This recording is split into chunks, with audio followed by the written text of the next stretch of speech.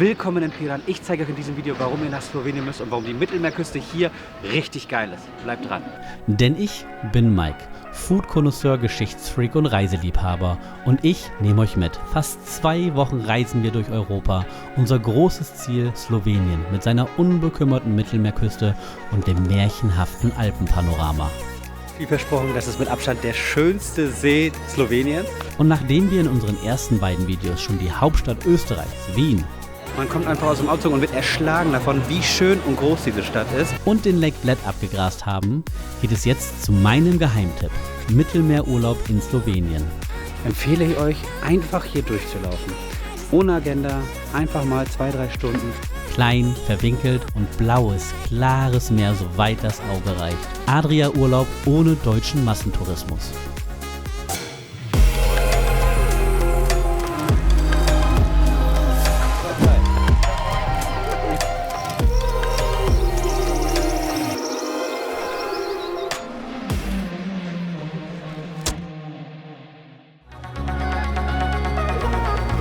Winkelten Gassen, der Hafen direkt daneben an, ein Platz, der aussieht, als wäre er mitten in Venedig. Und hier ist dieses ein richtig romantisches Feeling. Das ist richtig geil. Und kann sagen, ich lieb's hier einfach. Mega die Empfehlung, hier hinzukommen, ist sehr schön hier. Ich finde, Slowenien ist der perfekte Urlaub. Willkommen in Piran. Nee, kleiner Spaß. Wir sind noch nicht in Piran, sondern wir sind auf dem Weg. Im letzten Video waren wir in Lake Bled und jetzt fahren wir nach Piran. Es ist nur eine 2-Stunden-Strecke. Slowenien ist ein sehr kleines Land, aber ich dachte mir, wir zeigen euch auf dem Weg noch ein paar Highlights. Und ein Highlight ist Škofja Loka. Das ist eine Kleinstadt, die nicht weit weg ist von Kranj und Ljubljana, 2 der größten Städte hier, aber etwas verlassener ist, nicht so touristisch ist und trotzdem eine geile Altstadt haben soll. Und das schauen wir uns jetzt mal an.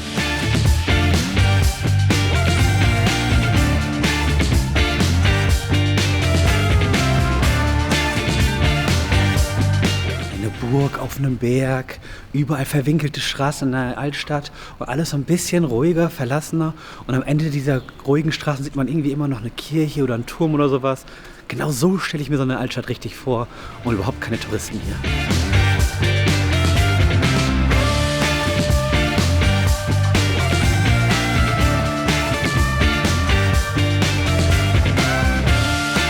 Die Stadt hat sehr viele verschiedene Einflüsse. Ist ja logisch für Slowenien typisch, denn Slowenien gibt es ja erst als Land, so wie es jetzt existiert, seit den 1990er Jahren, nach dem Ende von Jugoslawien. Vorher war es Österreich, dann Deutsch, Österreich, Italienisch und. Und das merkt man auch an den Gebäuden hier.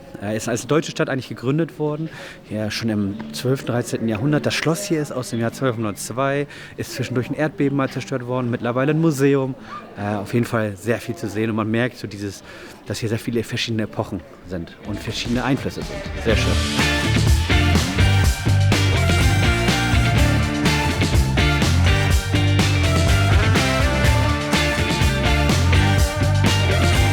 Gerade der alte Marktplatz hat es mir angetan, mit diesen ganz vielen Gebäuden und echt, hier sind kaum irgendwie so touristische Märkte und sowas, sondern hier ist einfach das Leben. Hier wurde auch gerade eine Bühne aufgebaut.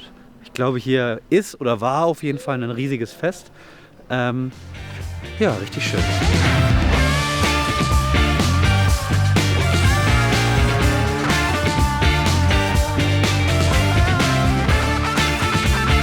Diesen Mittelalter-Flair hier so mag, ist, dass es halt nicht irgendwann angepasst wurde durch Renaissance und sowas. Das ist dann viel Schnörkel und Co., sondern es sind einfach alles sehr cleane, alte Kleinstadtgebäude und das mag ich sehr.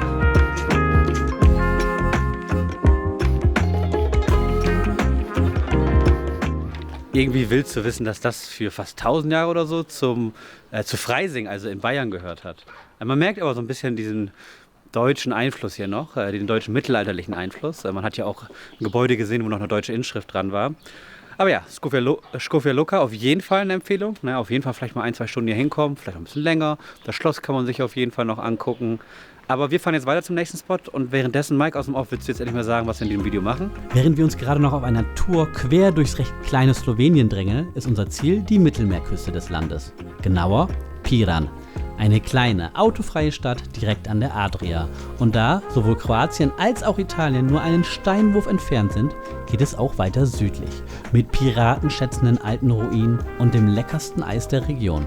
Ich liebe einfach das Mittelmeer, aber noch ist es etwas hin. Denn ich habe hier ein weiteres Highlight aus der Mitte des Landes.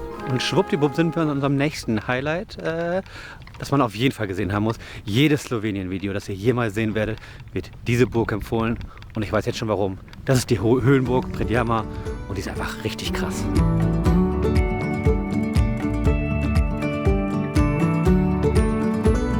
Burg bzw. der kleinen Kapelle hinter mir und generell in dieser Region werdet ihr viele Wanderer treffen.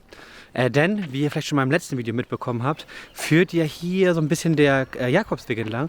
Und während Radolica ein bisschen weiter nördlich schon weiter ist, ist das hier sozusagen der Weg von Kroatien ein bisschen näher dran an Kroatien und führt genau hierher.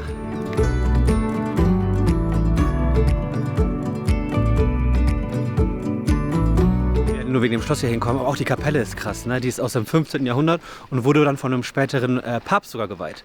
Also auch dies besonders.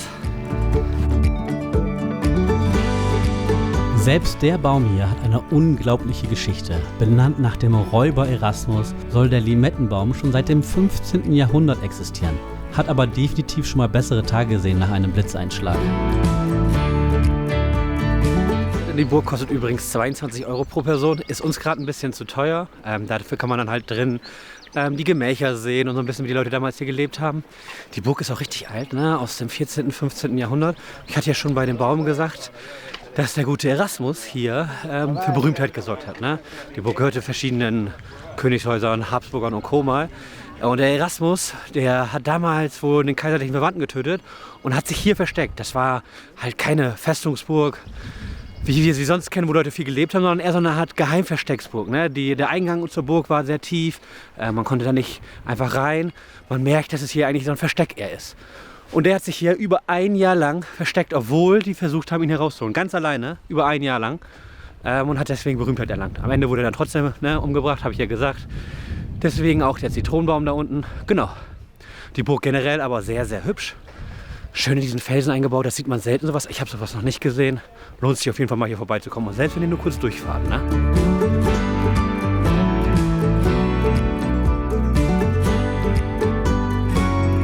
Essen könnt ihr hier natürlich auch was. Und wenn ihr schon hier so eine Höhlenburg mögt, hier neben in der Nähe ist auch die riesige Höhle von Slowenien. Da fahren wir aber nicht hin. Wir fahren nämlich jetzt weiter.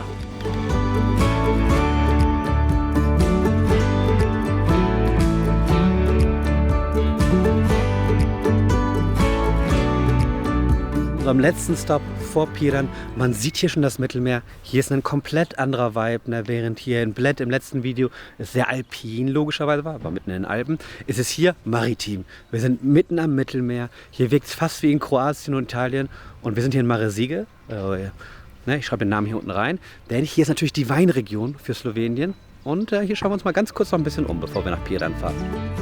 Generell gibt es in der Region aber noch viel mehr zu finden. Olivenöl, Trüffel, ebenso eine richtig römische Delikatessenregion.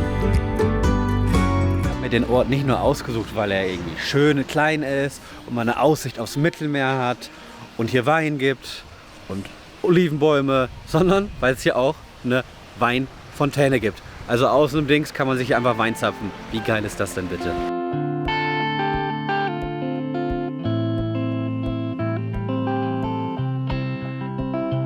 So since I got my own glass, I just bought a token that I can use here in this machine and just pour myself a glass of wine.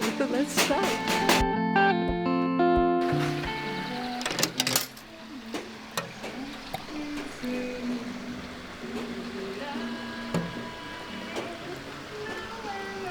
There you go. Na zdrowie.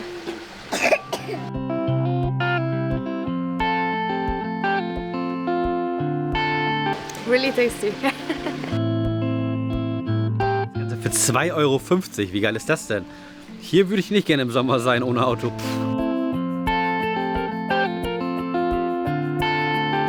Leute, wir sind in Piran, aber erster Tipp, ne? Piran ist eigentlich autofrei. Also ihr werdet da Autos sehen, zum Teil zumindest. Wir dürfen aber nur für eine Stunde rein, außer bezahlt richtig viel Geld. Wir durften am Hotel kurz einchecken, 30 Minuten durften wir das Auto drin parken und dann mussten wir raus, also es ist ein Kilometer fast raus, an der Garage da parken. Kostet übrigens 30 € am Tag. Wir sind bei Villa Pirinesi, ein cooles Hotel mit einer Innenstadt, zeige ich euch nachher auch noch. Und da kriegt man aber einen Rabatt. Also 10 € kostet es da, nur wenn man Parken direkt am Hotel bezahlt. Und dann kriegt man so eine Chipkarte, kann sogar rein und rausfahren. Also alles easy. Jetzt gehen wir mal in die Innenstadt.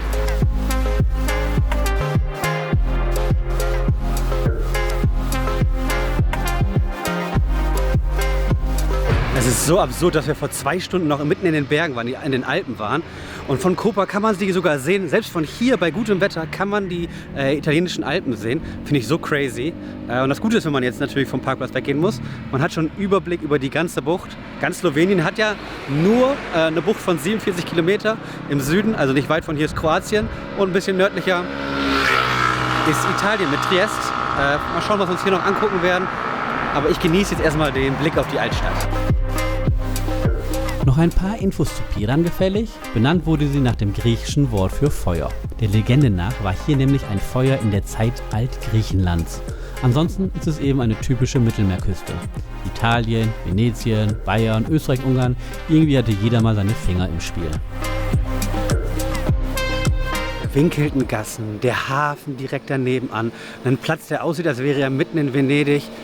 Wir werden in den nächsten Tagen noch viel über Piran kennenlernen und uns einfach hier ausruhen und ein bisschen genießen. Aber ich habe mich jetzt schon in diese Stadt verliebt. Ich war hier vor 10 Jahren schon mal und kann sagen, ich liebe es hier einfach. Und ich freue mich jetzt schon mit euch, diese Experience zu teilen. Weil Piran ist wirklich ein Highlight. Ich weiß, eigentlich kein Geheimtipp. Ne? Hier sind super viele Touristengruppen. Aber ich glaube, so für uns Deutsche, wenn wir so ans Mittelmeer denken, denken wir oft an Italien. Und ich zeige euch, warum das hier genauso gut ist oder vielleicht sogar besser.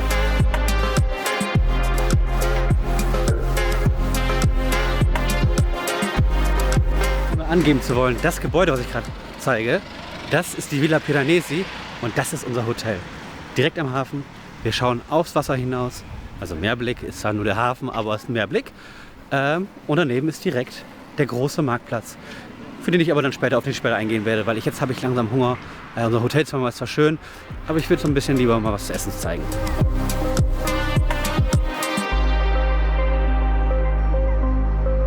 Zum Essen sind wir bei Sarajevo 84. Da waren wir vor 10 Jahren schon mal. Das ist Nostalgie pur für uns. Die haben riesige Portionen. Ich habe 10 Cevapcici für 10,90 €. Wenn ihr das letzte Video gesehen habt, in Lake Bed hatte ich irgendwie 7 für 20 €. Richtig geil. Natalie hat noch Bohnen-Tomatensoße dazu geholt. Riesige Portion, richtig geil, mit Aussicht auf den Hafen. Das ist wahrscheinlich die beste Cevapcici in ganz Istrien.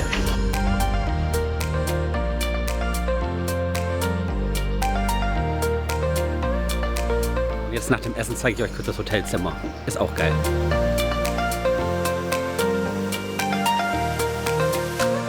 Diese Aussicht aus dem Hotel nicht geil ist, dann weiß ich auch nicht. Und so teuer war es auch nicht. Preis blende ich oben unten ein.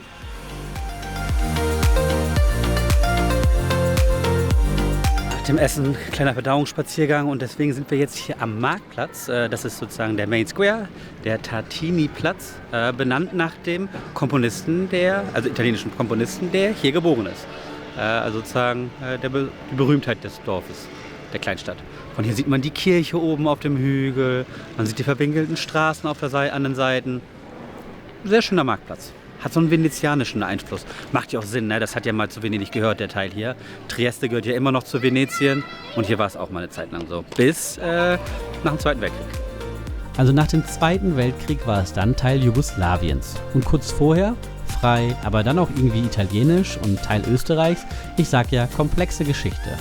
Dafür merkt man die Einflüsse dieser Machtverhältnisse auch an den Gebäuden. Aber dazu später mehr. Direkt hinterm Marktplatz beginnt dann die Fußgängerzone, also der Platz, wo keine Autos hinkommen können auch, ne? Weil wenn ihr mal sich umschaut, dann sind hier einfach nur enge Gassen, teilweise überdacht. Das erinnert mich so ein bisschen an die Märkte in Marrakesch und so. Alles so ein bisschen dunkel, es wird immer dunkler. Und hier ist es ein richtig romantisches Feeling. Das ist richtig geil.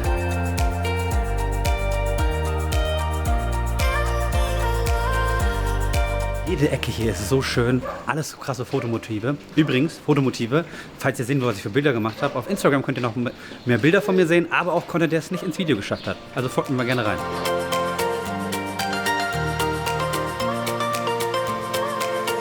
durchgeplant das hier ist. Man hat hier so eine Treppe, die hochgeht zum Haus und darunter dann ein Tunnel, der weiter in die nächste Seitenstraße geht. Alles so eng zusammengebaut.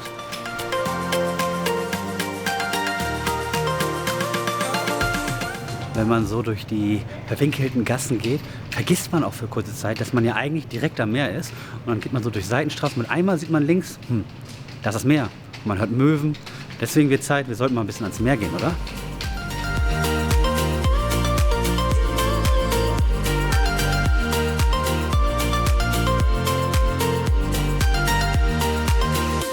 Und an der Spitze der kleinen Landzunge wartet dann auch eine schöne kleine Kapelle und der Blick aufs Meer.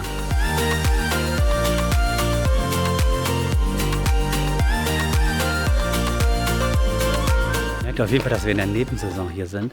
Es ist super ruhig, kaum jemand hier. So mag ich es am liebsten, also ich mag es nicht überfüllt.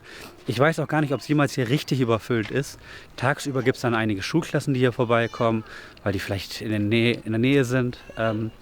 Aber ansonsten ist es hier sehr ruhig, man kann hier in Ruhe aufs Meer gucken und auf der anderen Seite sieht man sogar die Berge von Italien und theoretisch kann man sogar bis Venedig schauen. Crazy, oder?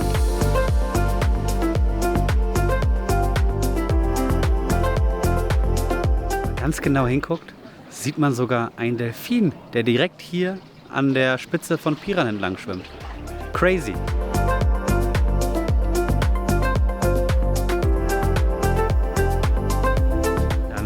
An der Südseite entlang geht, dann kommt man an den ganzen Restaurants vorbei. Ne? Also vor allem natürlich Fischrestaurants, aber auch Pizzerien und Co. Wir sind ja sehr nah an Italien hier. Ja, man hat einen Blick aufs Meer hier. Hier ist auch der Sonnenuntergang dann. Sind wir so ein bisschen weiter Richtung Westen logischerweise. Wir werden natürlich auch nochmal Fisch essen gehen. Ich esse eigentlich nicht gern Fisch. Wenn wir schon hier sind, ich habe hier eins rausgesucht, das richtig geil sein soll. Müssen wir auf jeden Fall mal testen. Haben wir ja keine Wahl.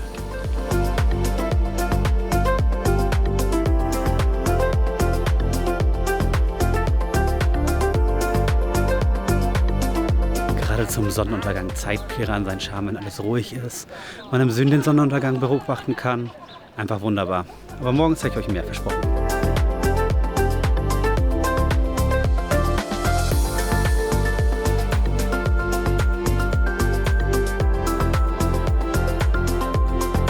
Tag 2 in Piran, nachdem wir gestern schon so ein bisschen die verwinkelten Straßen ausgekundschaftet haben, geht es jetzt hoch zur Kirche und so ein bisschen Überblick über die Stadt verschaffen, oder?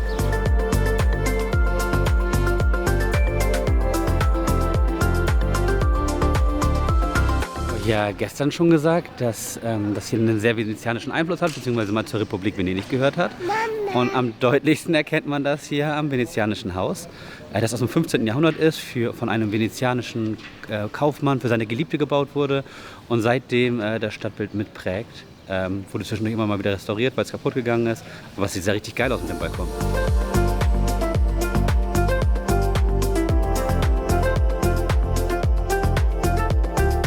Hoch zur Kirche ist auf jeden Fall nicht leicht. Man muss viele verschiedene Treppen hoch und leicht zu finden auch nicht. Also ohne die Beschilderung hätten wir es auch gar nicht so leicht hier hochgeschafft. Dafür lohnt es sich aber nach oben zu gehen, weil dann ist der Ausblick so schön.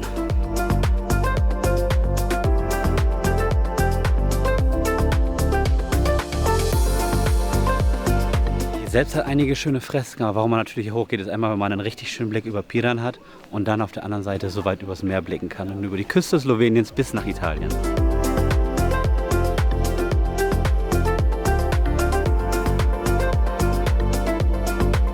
Seht, gibt es natürlich auch noch einen Wanderweg, der direkt an der Küste entlang führt und zu einigen Stränden führt. Generell, hier sind sehr viele Strände rund um Portoroz, Piran und Koper und sowas, die man besuchen kann. Ich habe die alle bei Google Maps markiert, also da auch, wo wir essen gehen und Co. Wir werden nicht alles besichtigen können.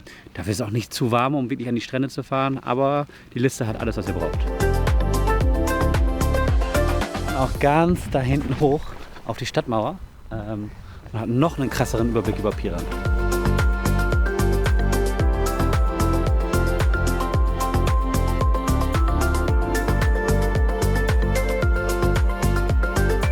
Halbinsel und hin bis zu den Salinen. Ne? Die Region ist ja für die Salinen bekannt, ja, weil im 19. Jahrhundert die Österreicher die Salinen wieder aktiv gemacht haben, dadurch die Region auch wieder wirtschaftlich angekurbelt wurde. Auf jeden Fall ein kleiner Exkurs. Hat man hier einige Wanderwege. direkt um Piran rum, der Richtung Porto Ross führt, ist 9 Kilometer lang. Dann gibt es da hinten noch einen, rund um die Salinen, 12 Kilometer. Und die sind echt sehr schön. Sehr schön am Wasser entlang. Kann man auch entlang joggen, wenn man möchte. Cool.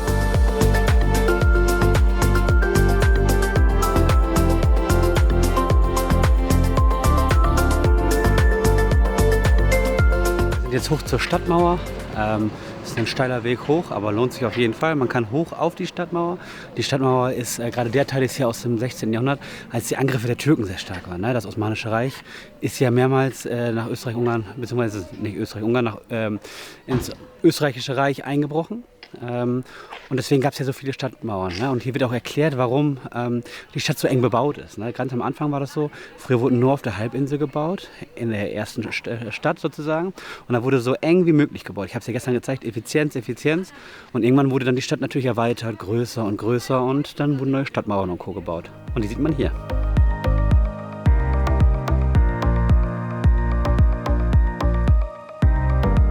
Und der Eintritt auf die Stadtmauer kostet gerade mal 3 Euro. Das lohnt sich. Da hat man einen schönen Überblick über die Stadt und kann ins Hinterland schauen. Mega!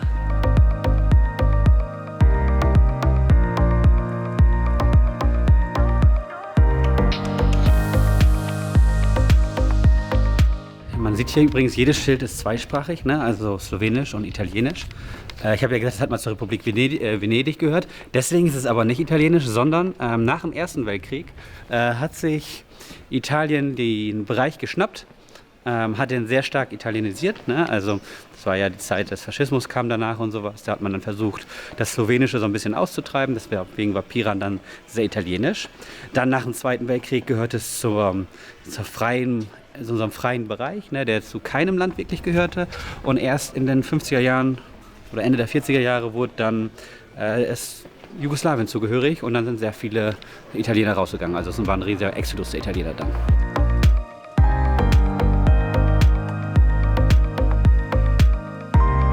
Was ich so krass finde, wenn man die Seitenstraßen entlang geht, immer findet was Neues. Jetzt haben wir eine kleine Kirche gefunden, denn hier ist das Franziskanerkloster. Hier sind auch manchmal Konzerte und Co. 2 Euro kostet der Eintritt.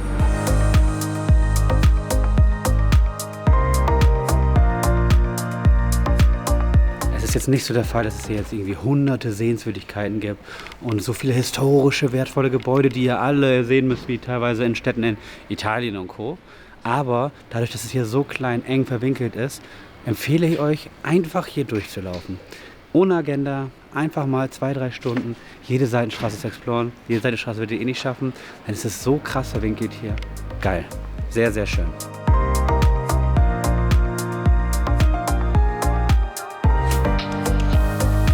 Was man aber sagen muss, ist nicht leicht, Snacks hier zu finden. Man hat sehr viele Fischrestaurants, Pizzerien, Trattorias und sowas. Aber Snacks ist jetzt nicht so der Ganggebel. Wir haben aber eine Bäckerei gefunden, die süß und klein ist. Da hat sich Natalia einen Börek geholt und ich eine Pizza, die richtig dick ist. Mal gucken, wie es schmeckt. Guckt euch mal diese dicke Pizza an. Super amerikanisch.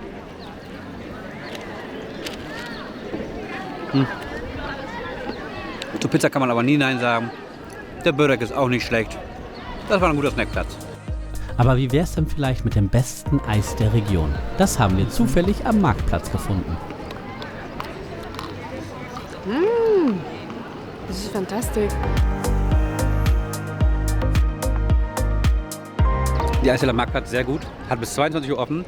Natalia hat vegane Pistazie und ich habe Stracciatella. Und es ist sehr lecker.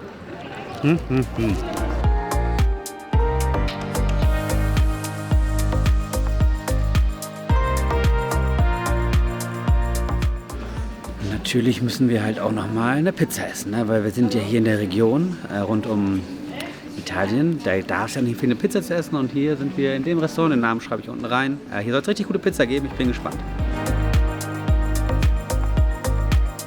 Pizza kann man ja nie was falsch machen. Und die Pizza ist echt ganz gut. Ist jetzt nicht die beste Pizza, die ihr jemals essen werdet, aber eine gute Pizza. Natalias Pasta auch sehr gut. Trüffel kommen ja aus dieser Region, also hier werden sehr viel Trüffel auch gesucht, ne?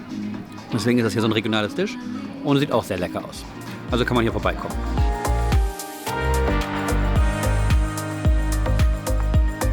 Aber eine Pizza reicht uns ja nicht, deswegen sind wir jetzt noch zu Fritolin gegangen. Die sind auf diesem Markt, die heißen Fritolin Precantini. Die sollen richtig geiles Seafood haben. Esse ich ja normalerweise nicht so, aber wir testen heute mal frittierte Calamari. Bin gespannt. Und hier ist übrigens auch eine Kneipe direkt nebenan, da gibt es leckeres Radler.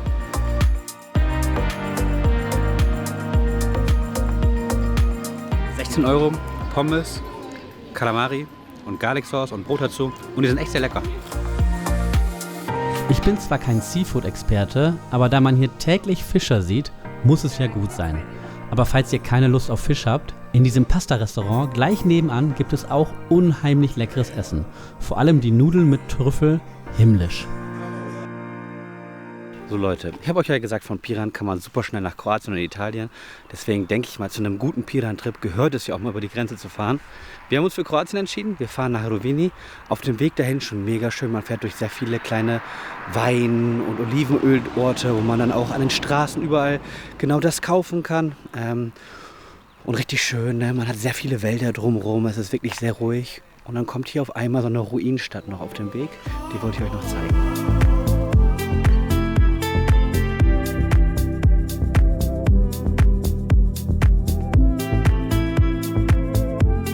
Generell ist es natürlich so, je weiter südlich man hier in Istrien fährt, desto mehr Ruinen und auch teilweise römische antike Bauten hat man hier. Ne? War eben sehr, sehr groß hier unten weiter Richtung Dalmatien. Und dieses kleine Ruinendörfchen hier, so klein ist es eigentlich gar nicht, wurde im 18. Jahrhundert verlassen und ist aber schon seit dem 1. Jahrhundert bewohnt gewesen. Richtig krass.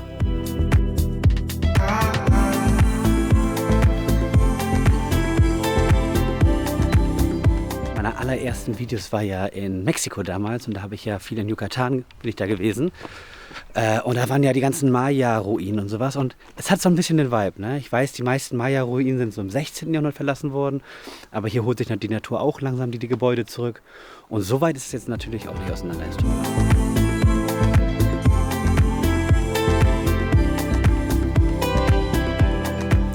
Also die Stadt wurde schon Mitte des 17. Jahrhunderts verlassen. Heißt, die Maya-Zeit gar nicht so weit entfernt davon, wenn man drüber nachdenkt.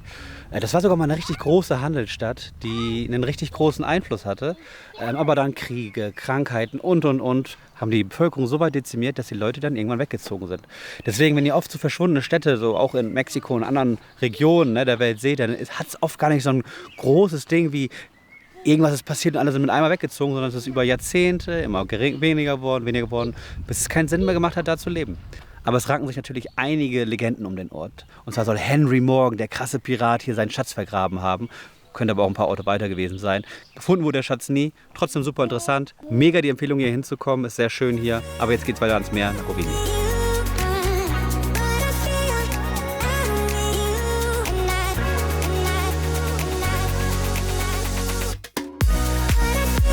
Auch hier haben wir uns wieder ein Eis geholt. Ich habe mir ein Keks-Eis geholt. Richtig süße kleine Eisdiele, aber Eis hier richtig teuer. 3 € für eine Kugel. Dafür nur 5 €, wenn man 2, 3 verschiedene Flavors haben will.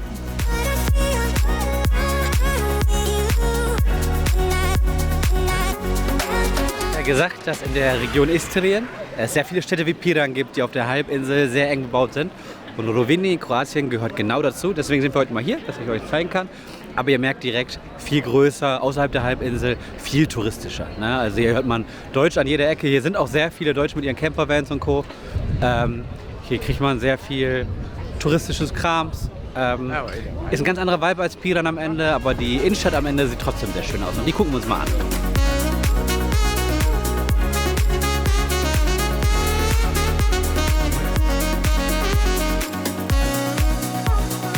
Wir sind in die Altstadt rein. Die Altstadt ist wirklich schön. Ne? Es ist sehr eng verwinkelt, so wie in Piran, aber so ein bisschen, man merkt es ein bisschen erhabener. Ne? Piran war, glaube ich, eine ärmere, eine Kleinstadt. Das ist schon ein bisschen größer, deswegen man sieht hier eine große Kirche oben auf dem Berg. Man hat hier einen sehr schönen Überblick dann übers Meer. Rovinj auf jeden Fall wunderschön. Man kann hier auch einiges an Zeit verbringen. Wir haben uns gedacht, wir kommen nur für 2, 3 Stunden her. Reicht wahrscheinlich auch. Die ganzen Städte sind relativ ähnlich, aber ich finde am Ende Piran trotzdem noch ein Stück besser. So, ne? Es ist ein bisschen ruhiger, ein bisschen verlassener. Es ist zwar auch touristisch, aber nicht so touristisch am Ende wie Rovinj, weil hier hat man dann doch schon dieses ganz andere mediterrane Feeling. Von Tourismus, aber auch vom Wetter. Wir haben Glück, es sind 20 Grad, aber hier ist es sehr, sehr südländisch, was ich auch sehr cool finde.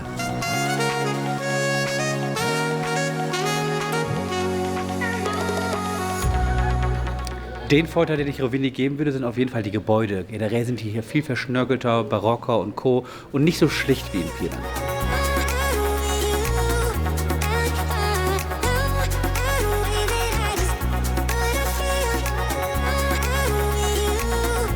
So Leute, zum Abschluss habe ich mir noch ein Börek geholt.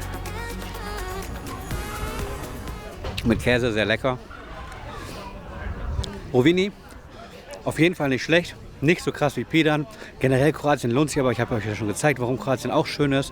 Man könnte auch noch Italien oben, auch sehr geil. Generell Piran für mich eben der absolute Geheimtipp, wenn man mal ins Mittelmeer möchte. Für Slowenien. Und wer schon mal in Slowenien war, der hat von Piran gehört. Wenn ihr aber noch nicht in Slowenien war, dann habt ihr vielleicht auch noch nicht von Piran gehört und wollt da jetzt unbedingt hin. Ich kann es nur empfehlen. Ich hoffe, ihr testet das selber aus. Wir sind schon am Ende des Videos. Nicht nur am Ende des Videos, sondern am Ende der Reihe. Ne? Wir waren in Wien, wir waren in Lake Bled, ne, im Triglav Nationalpark, wir waren jetzt hier in Piran. Alles drei verschiedene Regionen, alles drei komplett unterschiedlich und sehr geil. Ich finde, Slowenien ist der perfekte Urlaub, wenn ihr mal mit einem Kind oder generell mal ein bisschen wandern, ein bisschen Strand und Co. machen wollt, also alles und mixen wollt, dann ist Slowenien genau das richtige Land. Super liebe Leute, super schöne Natur, voll meine Empfehlung. Und das war's auch schon. Haut rein, Leute.